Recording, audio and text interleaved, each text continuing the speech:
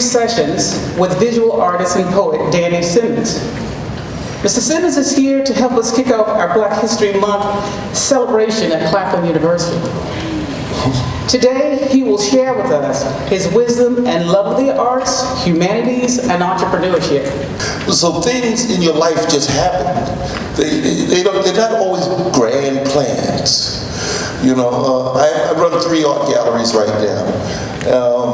It started because I couldn't find an art show back in the early 90s, art gallery that was willing to show my work as an African. I walked around in Soho, and everybody, unless you were like John Michel Basquiat or something and hung out down there, they didn't really care about too many black artists. So I said, well, maybe I should start this myself. And I started giving art shows wherever I could find them, in bars and restaurants, and finding other people's galleries, renting them for a month, until finally I got tired of that and hit Russell up for some money to knock out everything in my ground floor of my house and create an art gallery for the community.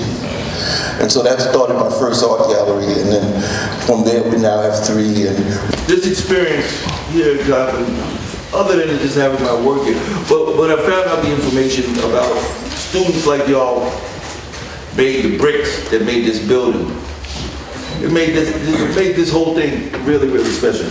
So in 1800, a bunch of students were told, okay, before class, y'all got to make bricks so we can have a building for y'all to do. So they went out there and made the bricks and built this building.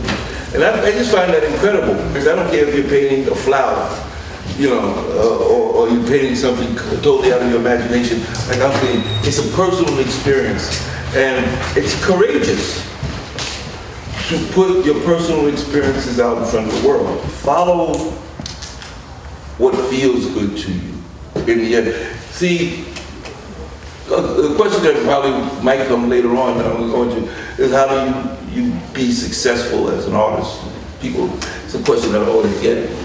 And then I always laugh off and say, well, I'll let you know when I get to be successful. But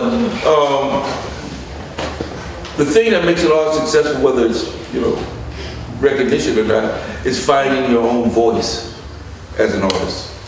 The most important thing to me is expressing your true voice, not following a commercial pattern, not following what a gallery wants to see, not following what the public wants to see, not necessarily following a trend, but finding your own voice that sets you apart from everybody else. I'm a self-taught artist. Like I said, I went to school for social work.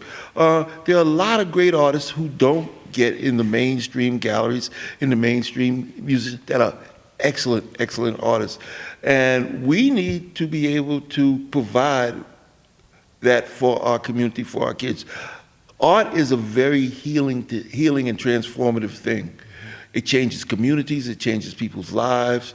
To be a little candid, at one point I had a substance abuse problem in my 30s and earlier, coming out of the 60s. And what saved me was art. Mm-hmm. Okay. What saved me, what I fell back to, what was able to fill the void and allow me to have 25 years of recovery now, is the fact that I was able to do this art. Sure. And I don't know where I would be without this art. Professor Glover, you're here at Claflin University, teaching young minds an awful lot of important information. Tell us about today's guest, if you will.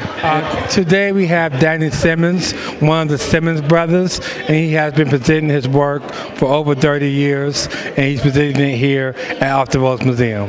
Okay. What do you think of his work?